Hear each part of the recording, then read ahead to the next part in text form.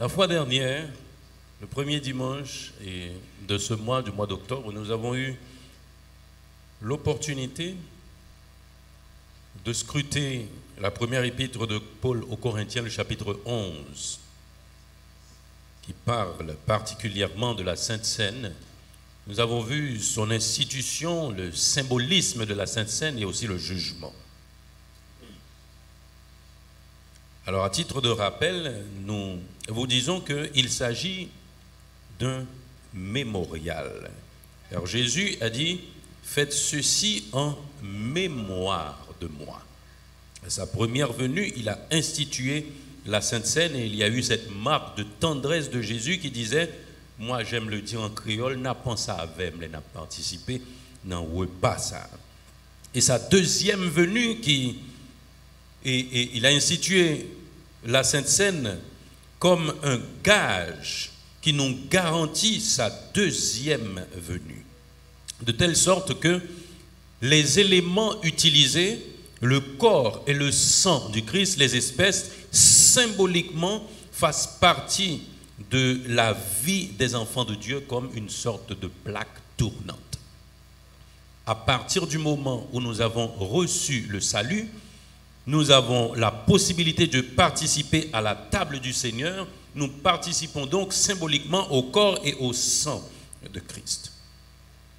Et ce matin, nous allons essayer de relever quelques points avec raccourci, bien sûr, vu l'heure, pour voir la puissance du sang de Jésus dans nos vies. La puissance du sang de Jésus dans nos vies. Certaines fois, nous prenons les choses de façon simpliste. Mais si les choses étaient aussi simples, Dieu aurait choisi un animal aussi pour faire l'effusion de sang pour notre pardon. Mais il a choisi son Fils parce que nul sang n'était comparable au sang de Jésus. La première chose que nous voyons, c'est que nous avons reçu le pardon de nos péchés par le sang de Jésus. Matthieu 26, 28. Allons lire. Ne vous inquiétez pas, nous n'allons pas vous retenir. Matthieu 26, 28. Nous lisons ensemble, si vous l'avez, premier livre du Nouveau Testament.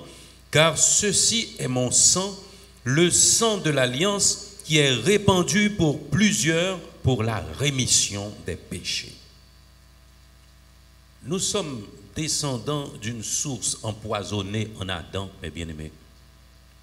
Quand il a choisi de désobéir à Dieu, il a donc péché. Étant le Père de l'humanité, nous avons hérité de son péché, puisque nous descendons tous d'Adam. Le sang de l'alliance a coulé pour la rémission des péchés de l'humanité. Le sang de Jésus a changé la donne, mes bien-aimés.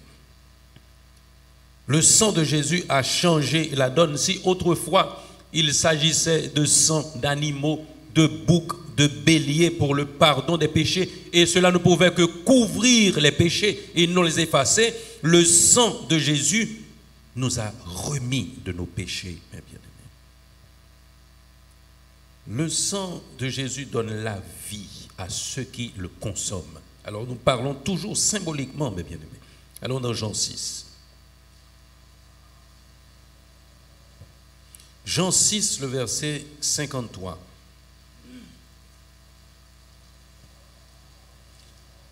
Jean 6, 53. Jésus leur dit, vous ne l'avez pas? Jésus leur dit, en vérité, je vous le dis, si vous ne mangez pas la chair du Fils de l'homme, et si vous ne buvez pas son sang, vous n'avez point la vie en vous-même.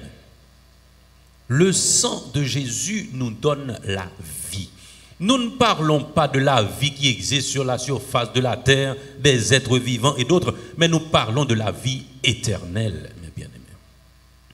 Nous étions morts par nos offenses. Le sang de Jésus nous donne la vie. Et nous nous plaisons à dire ceci à chaque fois. Il y a, mes bien-aimés, deux catégories de gens qui vivent sur la surface de la terre, les morts et les vivants. les morts et les vivants. Si vous participez au sang de Christ, vous êtes vivant. Mais si vous ne participez pas au sang de Christ, vous êtes mort. Et vous êtes un mort vivant. Un mort vivant, parce que Jésus, lui, il est la source. Et j'aime prendre cet exemple quand il y a des fleurs dans l'assemblée, surtout. Quand vous voyez des fleurs là, les fleurs sont tous mortes, oui, mes bien-aimés, parce que ces fleurs ont été détachées de la tige qui leur fournit la sève. Il leur suffit de passer quelque temps et elles sont fanées, parce qu'elles étaient déjà mortes. C'est ainsi avec les enfants de Dieu, mes bien-aimés. Vous étiez morts par vos offenses parce que vous étiez détachés de Dieu. Le sang de Jésus a redonné la vie. Le sang de Jésus vous a redonné la vie. Et la mort avait produit cette séparation avec Dieu. Il fallait trouver un remède. Je vous le dis, c'est comme une sorte de dialyse que Jésus a fait pour nous, mes bien-aimés. C'est comme une sorte de dialyse. La dialyse débarrasse le sang de l'être humain des déchets et de l'eau ou toxines accumulées en excès dans le corps.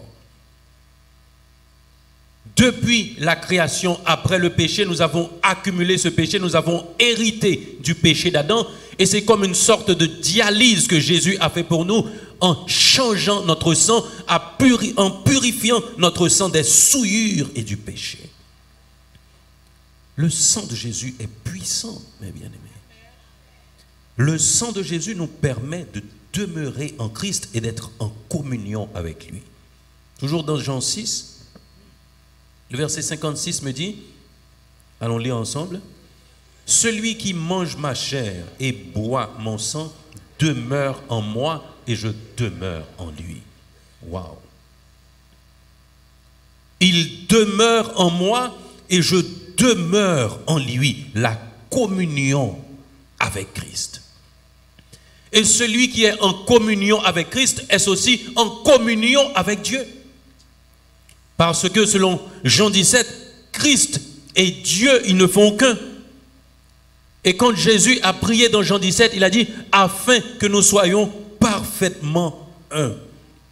Nous devons voir ici aussi l'idée de cohabitation, notre cohabitation avec Dieu en Christ. Parce que nous sommes co-héritiers de Dieu. Héritiers de Dieu, co-héritiers de Christ. Grâce à son sang. Le sang de Jésus nous sanctifie, mes bien-aimés. Hébreux 13, 12. Le sang de Jésus nous sanctifie. Hébreux chapitre 13. On dirait que le livre s'est caché de ma Bible. Hébreux 13, verset 12, nous lisons, « C'est pour cela que Jésus aussi, afin de sanctifier le peuple par son sang, a souffert hors de la porte. » Il nous a sanctifiés par son sang, mes bien-aimés. Qui pourrait chercher la sanctification? Qui serait assez digne pour être sacrifié et donner la sanctification au peuple de Dieu? Christ et Christ seul. Et le passage a précisé, nous nous plaisons à dire à chaque fois que Jésus n'était pas venu pour abolir la loi, mais il était venu pour l'accomplir. Et en résumé, Paul explique que dans l'Ancien Testament, les animaux qui étaient sacrifiés en offrande étaient brûlés après hors du camp d'Israël. Après les sacrifices, après qu'on ait pris le sang des animaux pour les sacrifices, pour le pardon des péchés, les animaux étaient brûlés hors du camp d'Israël. Et Jésus, lui, il a respecté ceci, étant crucifié, sacrifié hors de Jérusalem, à Golgotha. Et c'est pourquoi le passage nous dit, Hébreux 13, 12, Hébreux 13, 12, c'est pour cela que Jésus aussi, afin de sanctifier le peuple par son sang, a souffert hors de la porte. Cela veut dire hors de Jérusalem. Eh bien aimé, la sanctification est notre objectif premier. Notre reconnaissance pour le sang qui a coulé sur le bois du calvaire devrait être sans borne. Le sang de Jésus est puissant, mes bien-aimés. Le sang de Jésus a obtenu une rédemption éternelle pour nous. Hébreux 9. Waouh, j'aime cette portion, mes bien-aimés. Le sang de Jésus a obtenu pour nous une rédemption éternelle. Hébreux 9, les versets 11 et 12. Allons lire ensemble. Mais Christ est venu comme souverain sacrificateur des biens à venir. Il a traversé le tabernacle le plus grand et le plus parfait, qui n'est pas construit de main d'homme, c'est-à-dire qui n'est pas de cette création.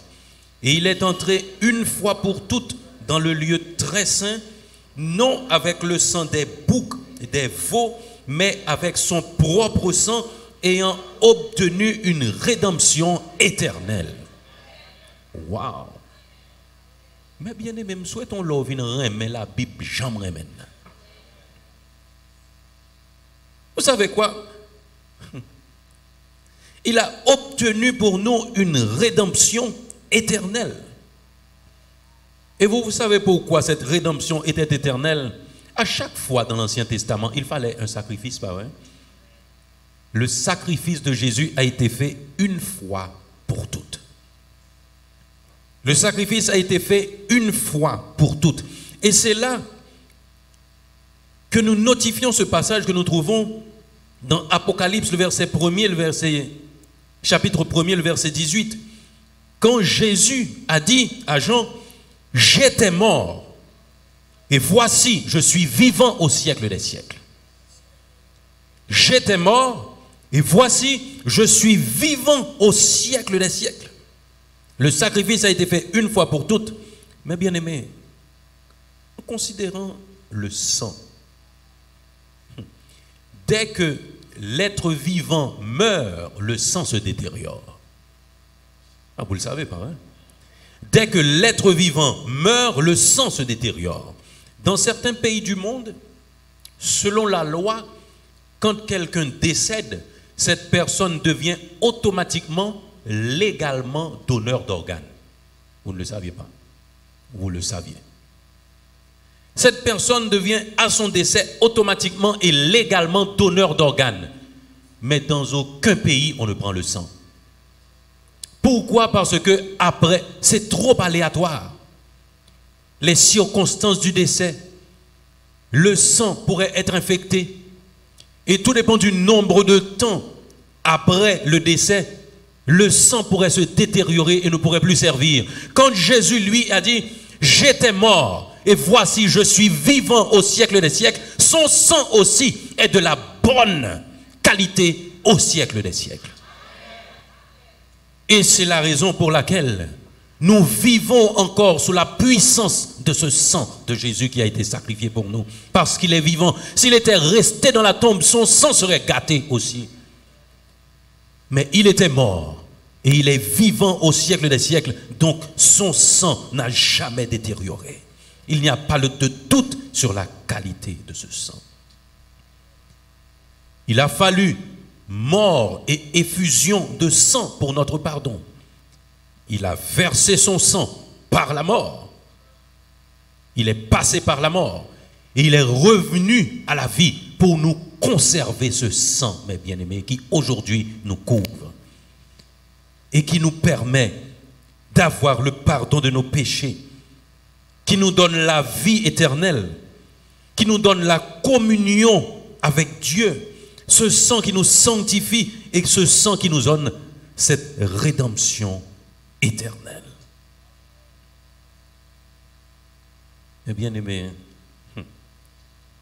je ne sais pas pourquoi le Saint-Esprit m'a demandé d'insister sur le sang de Jésus, mais nous vous rappelons encore que quand vous participez à la table du Seigneur, vous prenez part au corps et au sang de Christ. Vous devez savoir ce que vous faites. Que Dieu vous bénisse et qu'il vous donne de rester sous cette couverture jusqu'au grand matin de l'éternité.